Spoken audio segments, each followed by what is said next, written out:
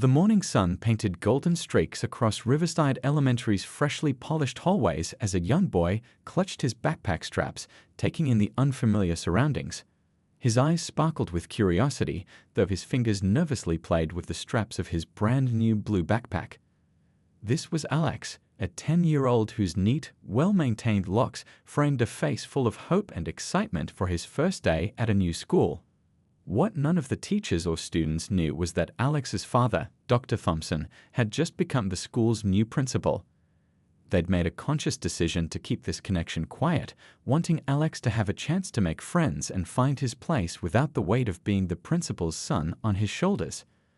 The boy's first stop was room 203, where Mrs. Wells, a veteran teacher of 20 years, stood at her desk organizing papers. She looked up as Alex entered, her lips tightening almost imperceptibly as her eyes moved from his face to his hair.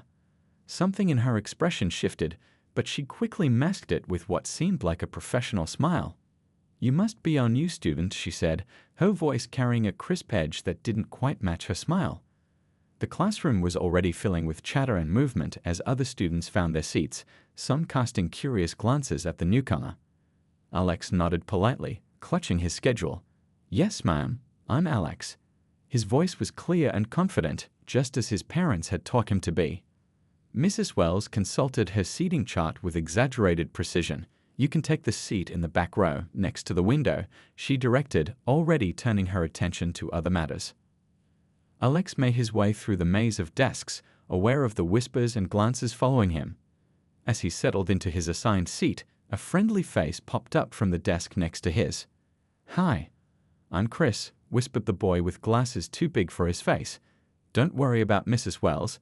She's always extra strict with new kids, but she'll warm up, maybe." Throughout the morning, Alex showed himself to be bright and engaged, raising his hand to answer questions about the Revolutionary War and solving math problems with ease. Each time he participated, Mrs. Wells' response was cool and dismissive, finding small faults in even his correct answers. During the morning break, Alex overheard Mrs. Wells talking to another teacher in the hallway. "Standards certainly aren't what they used to be," she said, just loud enough for passing students to hear. "In my day, there were clear rules about appropriate appearances in professional settings." The other teacher shifted uncomfortably but said nothing, hurrying away to their classroom. Alex pretended to be busy with his water bottle, his father's words from that morning echoing in his mind. "Be proud of who you are, son.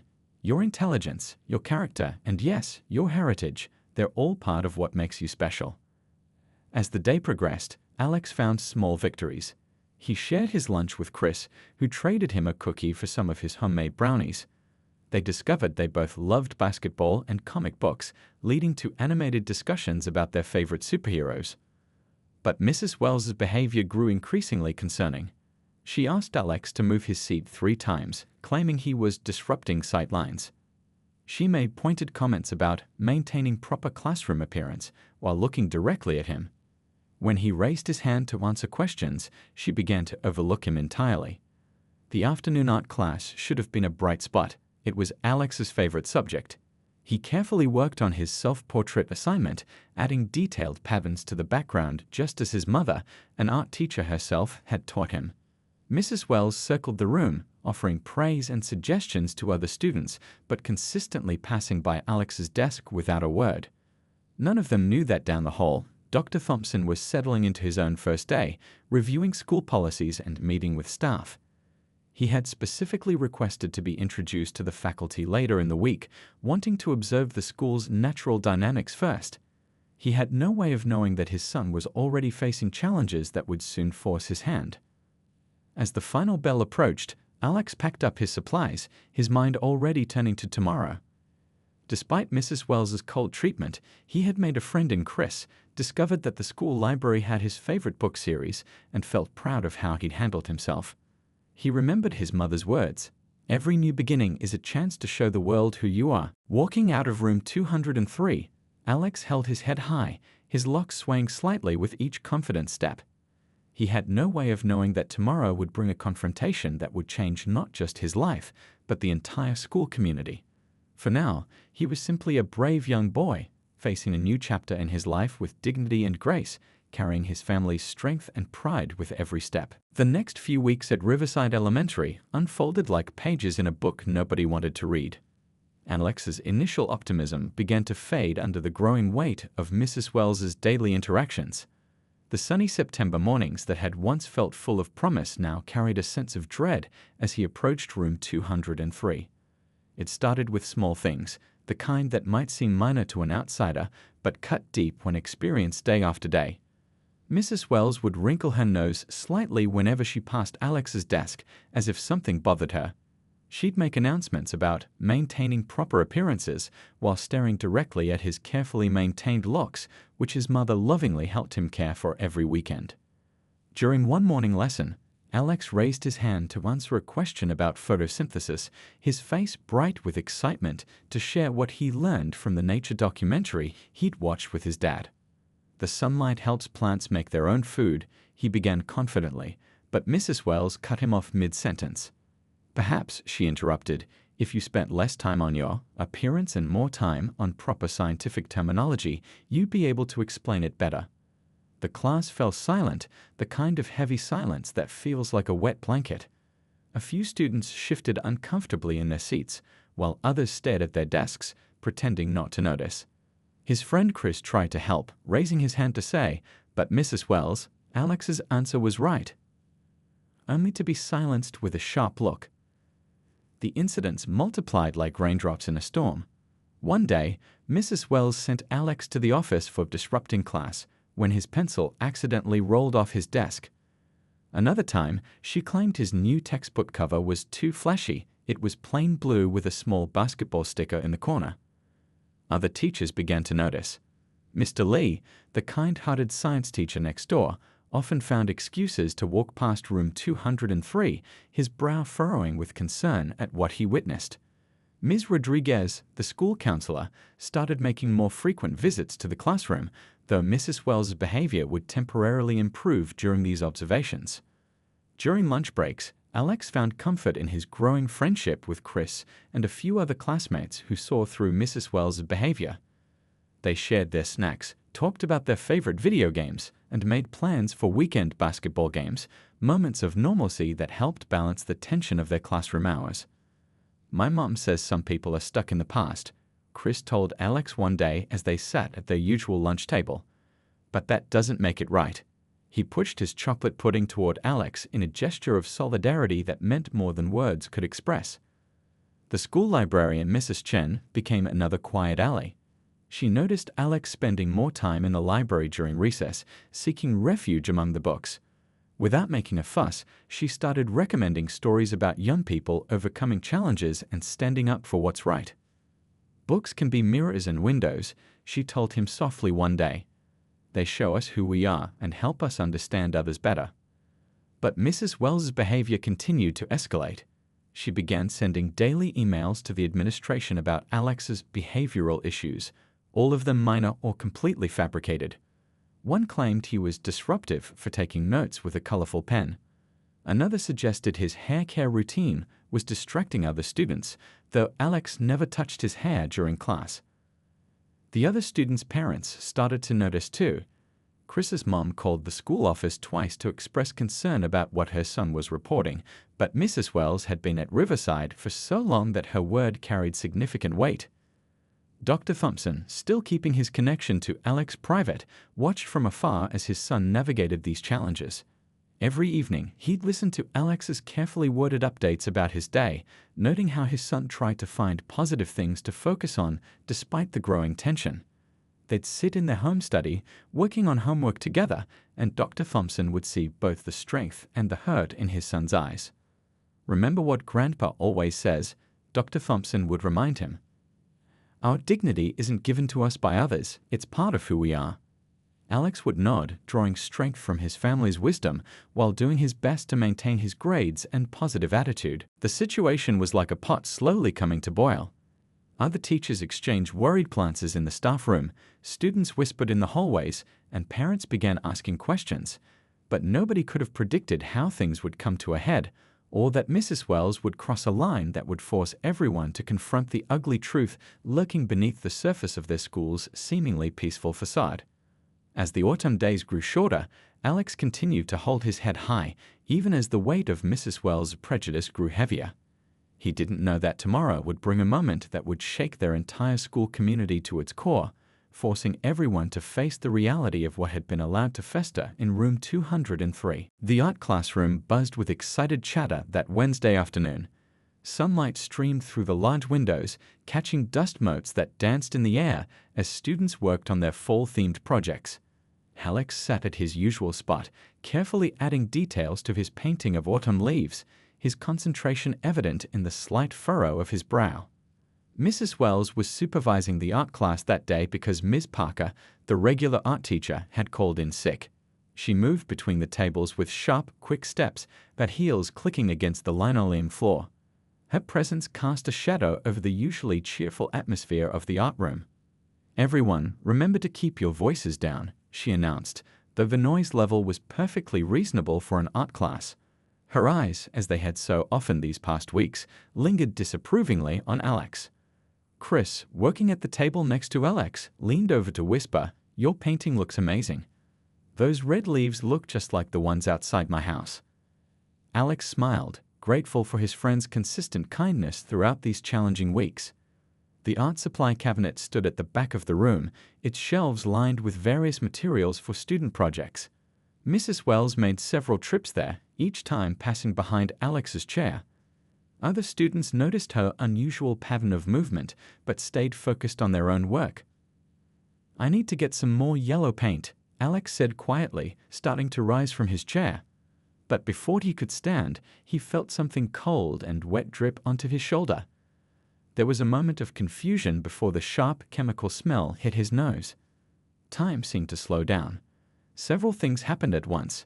Chris's eyes widened in horror. A girl at the next table gasped loudly, and Alex reached up to touch his hair, his fingers coming away sticky with super glue. "Oh my," Mrs. Wells said, her voice dripping with false concern. "What a terrible accident. You should be more careful about where you put your head." She held an open bottle of super glue in her hand, its tip pointed downward. The room fell silent. Even the youngest students understood that what they had just witnessed was no accident. Alex sat perfectly still, his hands gripping the edges of his desk, his father's words about dignity echoing in his mind. "I saw what you did," Chris said, his voice shaking but determined. "You did that on purpose." Other students began to nod, their faces showing a mix of shock and anger. Just then, Mr. Lee, who had been walking past the art room, stepped in.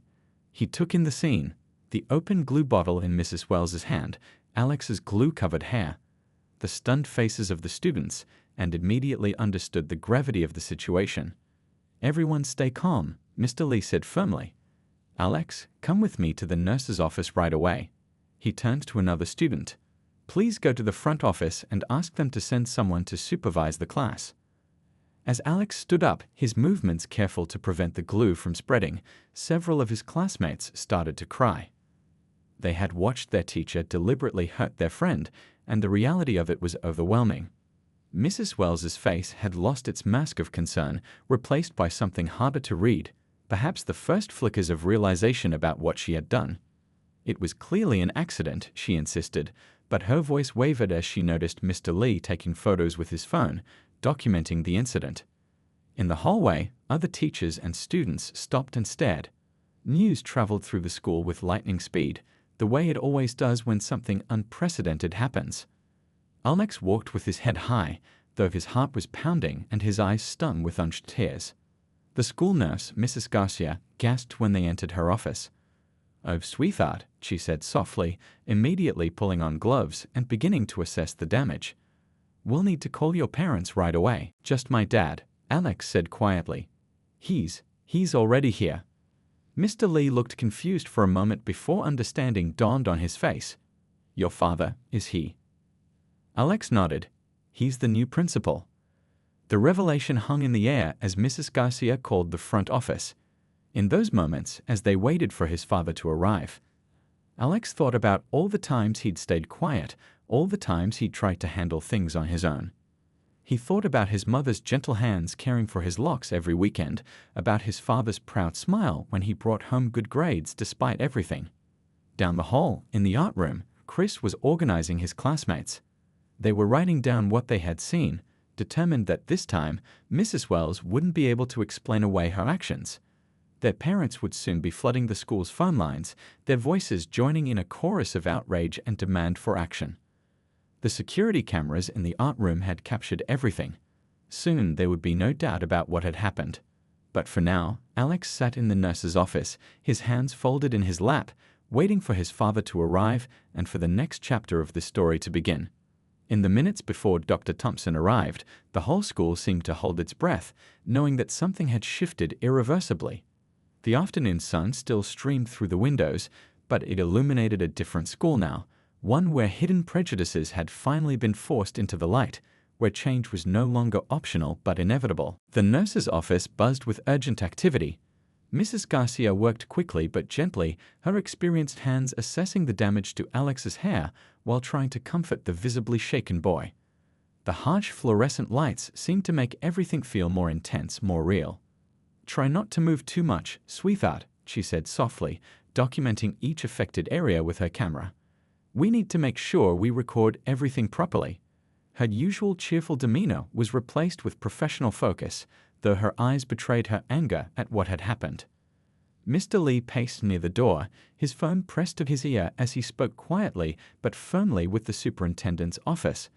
Every few seconds, he glanced at Alex, his face a mix of concern and barely contained fury.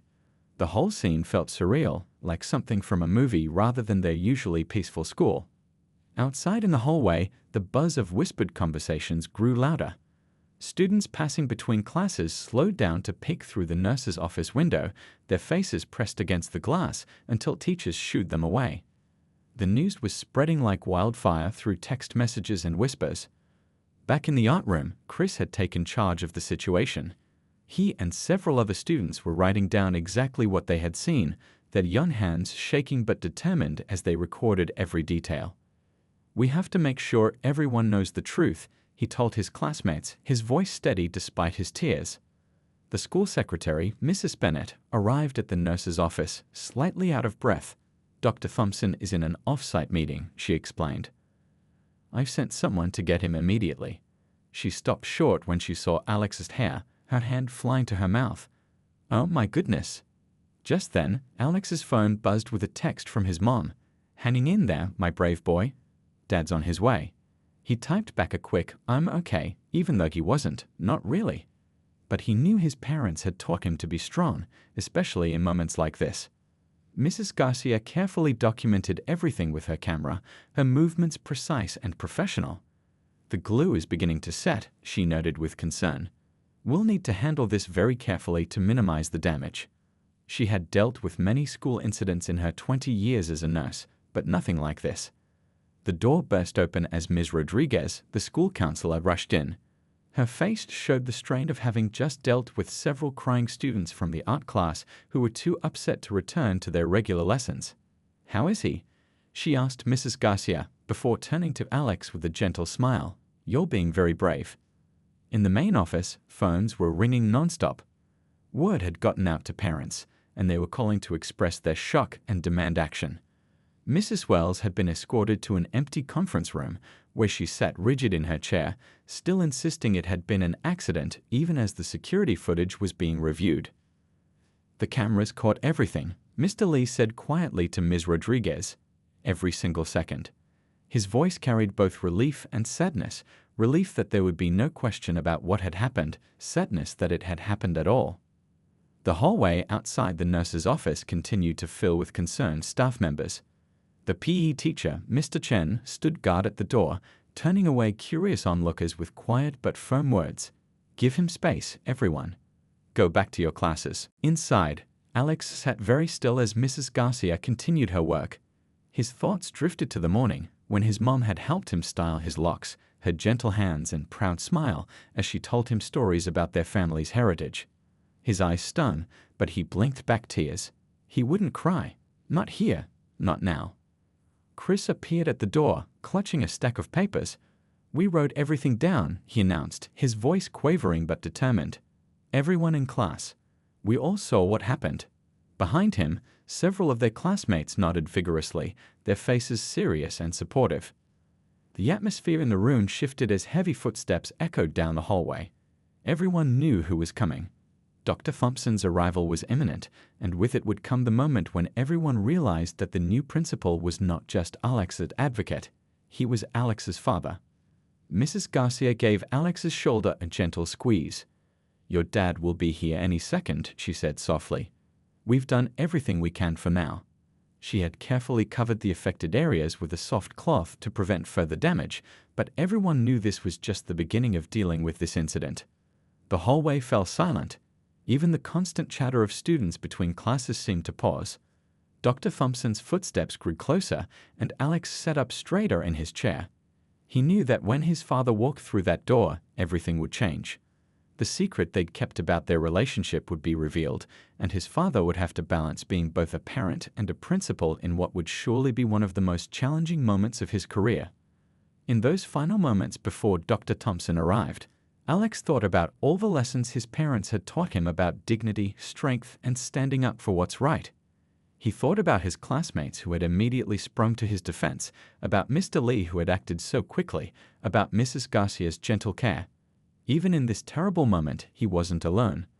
The door handle turned, and everyone in the room held their breath. The time for secrets was over. The time for justice was about to begin. Dr. Thompson's entrance into the nurse's office was quiet but commanding. The room, already hushed in anticipation, fell into an even deeper silence. He wore his usual navy blue suit, his tie slightly askew from rushing across town, but it was his eyes that everyone noticed first, filled with a father's concern and a leader's determination. Mrs. Wells, who had been brought to the nurse's office to explain herself, stood near the window. Her face, previously set in defensive righteousness, crumbled as understanding dawned.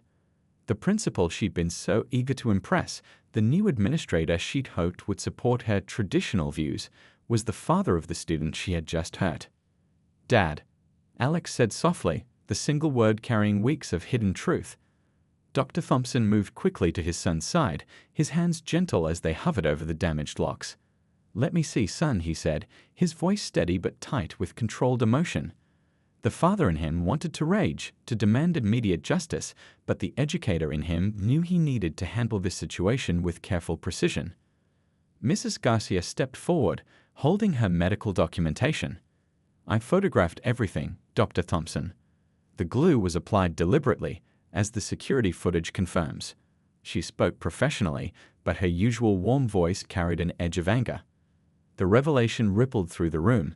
Mrs. Wells sank into a nearby chair, her face ashen. I didn't know," she stammered, as if this somehow changed the severity of her actions. Would it have mattered? Dr. Thompson's question cut through the air, his voice quiet but powerful.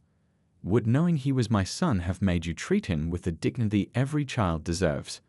The room grew impossibly quieter, the weight of his words settling heavily on everyone present. Mr. Lee stepped forward, holding his phone. "The superintendent is on her way," he reported, "and we have statements from 12 students who witnessed everything." Chris, still standing near the door with his classmates' written accounts, nodded firmly. Down the hallway, the news spread rapidly. Teachers gathered in doorways, whispering in shocked tones. "The new principal, it's Alex's father." The pieces were falling into place, why Dr. Thompson had seemed so concerned about classroom dynamics, why he'd been reviewing anti-discrimination policies since his arrival. Back in the nurse's office, Dr. Thompson maintained his composure as he addressed the room. "Mrs. Garcia, please continue documenting everything. Mr. Lee, ensure all witness statements are properly collected." His professional tone slipped only slightly as he added, "And someone please call my wife. She'll want to be here." Mrs. Wells attempted to speak again. "Dr. Thompson, surely we can discuss this, professionally. It was just a misunderstanding." "A misunderstanding?" Chris burst out from the doorway, unable to contain himself. "We all saw you. You walked past his desk 3 times before you did it." Several other students behind him nodded vigorously, their young faces fierce with loyalty to their friend. Dr. Thompson raised his hand gently, calming the outcry. "Thank you, Chris. Your honesty and support for Alex mean more than you know." He turned to Mrs. Wells, his expression firm but controlled. "As for discussing this professionally, yes, we will." with the superintendent, the school board, and likely with legal representatives present. The school secretary appeared at the door. "Dr. Thompson, the superintendent has arrived," and she paused, glancing at her phone. "Channel 5 News is outside." Someone called them. The atmosphere in the room shifted again. What had started as a private school incident was about to become very public. Dr. Thompson looked at his son, seeing the strength in Alex's posture despite everything that had happened. "Dad," Alex said quietly, "I'm okay. Do what you need to do." Those simple words seemed to straighten Dr. Thompson's shoulders even more. He turned to address the room, his voice carrying the weight of both his positions, father and principal. "This stops here," he declared. "Not just this incident, but the pattern of behavior it represents. Our school will be a place of learning, respect, and dignity for every student." Mrs. Wells was escorted to the administrative office by security, her earlier defiance replaced by the dawning realization of what her actions would mean for her career and reputation. As she passed Alex, she couldn't meet his eyes. Dr. Thompson's phone buzzed. Alex's mother had texted that she was 5 minutes away. The superintendent's footsteps could be heard coming down the hall. Outside, news vans were pulling into the parking lot. The story was about to break wide open. But in that moment, Dr. Thompson focused solely on his son. He knelt beside Alex's chair, their eyes meeting in a look of shared strength and understanding. They both knew that what happened today would change not just their school, but perhaps schools everywhere. The secret they had kept about their relationship had been revealed in the worst possible way, but maybe, just maybe, some good would come from this difficult moment. The superintendent appeared in the doorway, her face grave. "Dr. Thompson," she began, then paused, seeing father and son together.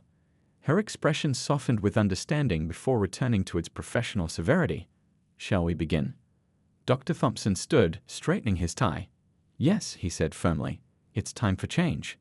He placed a gentle hand on Alex's shoulder, and in that touch was every lesson about dignity, courage, and standing up for what's right that he had ever taught his son. The real work was about to begin. The next 48 hours at Riverside Elementary unfolded like a whirlwind. The school board called an emergency meeting, setting up in the library as news vans clustered in the parking lot. Inside, Dr. Thompson handled the situation with a grace that impressed even his strongest supporters. "We're not just addressing a single incident," he told the board members, his voice steady as he stood at the podium. "We're confronting a pattern of behavior that has no place in our educational system." Behind him, projected on the wall, was the security footage that left no room for doubt about what had happened in the art room.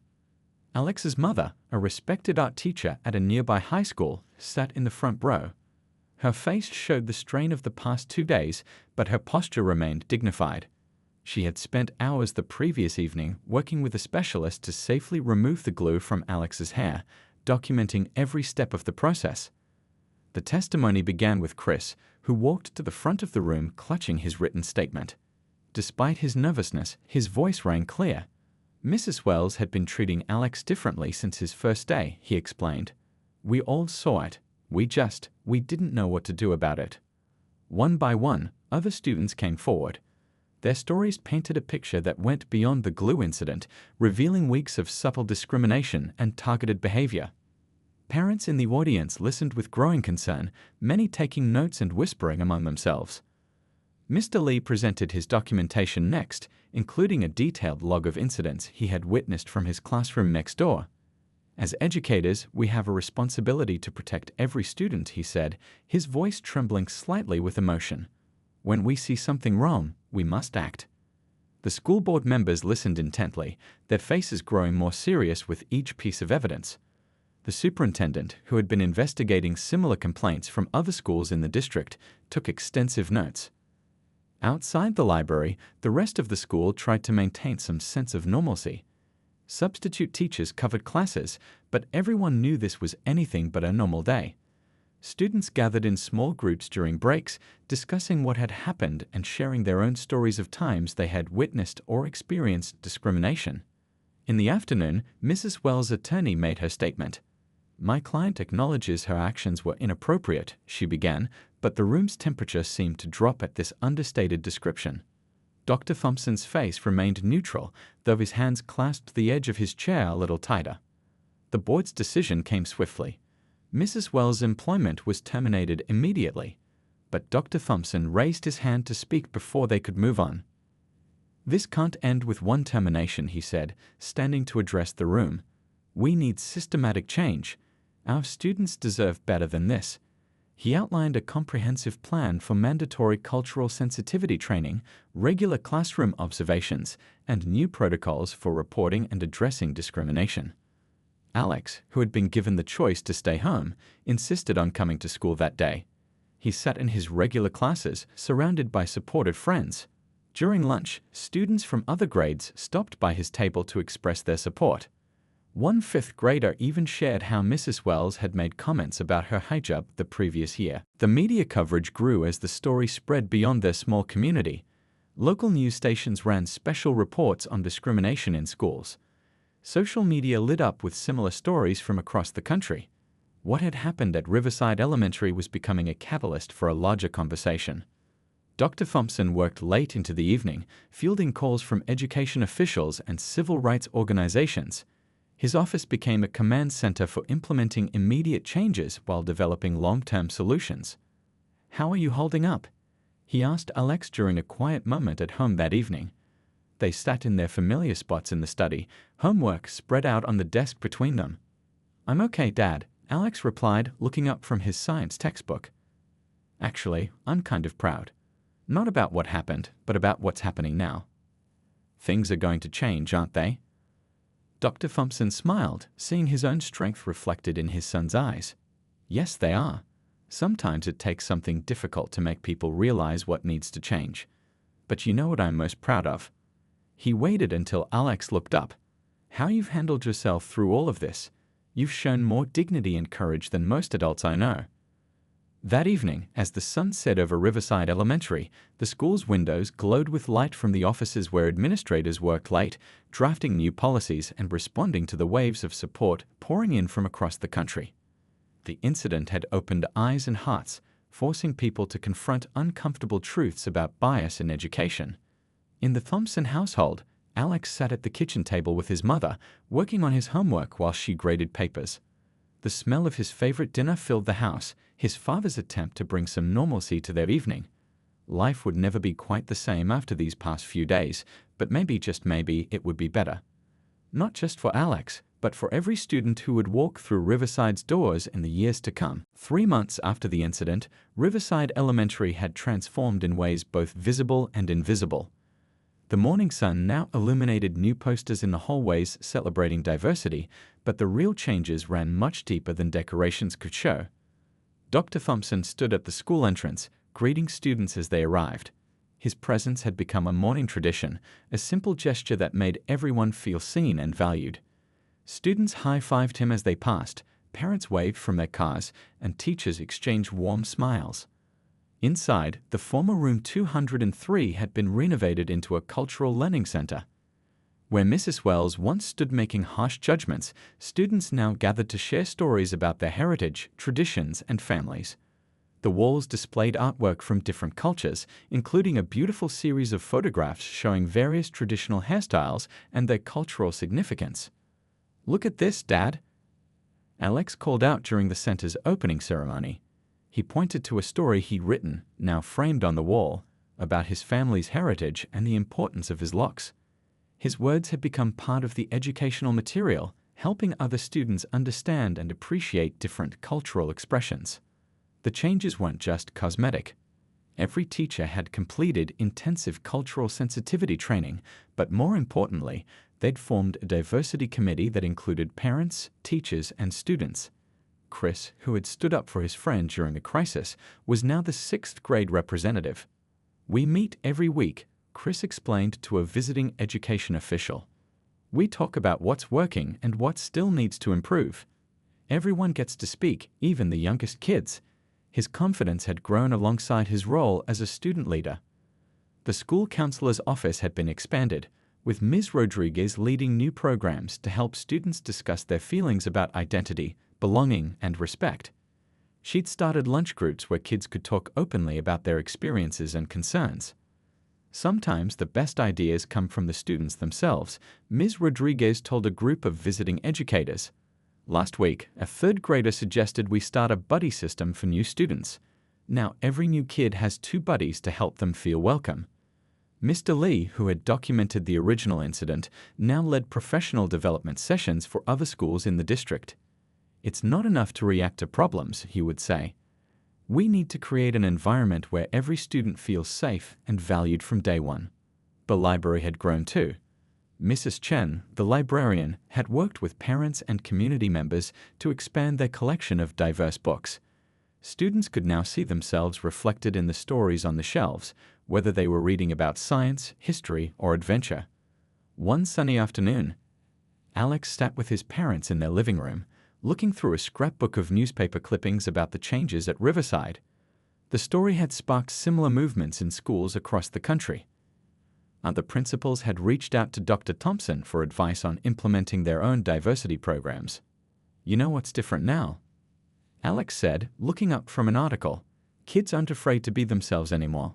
Like yesterday, when that new student wore her traditional clothes to school, everyone thought it was cool. Nobody made her feel weird about it. His mother smiled, running her hand over his healthy, thriving locks. That's because you helped change things, sweetheart.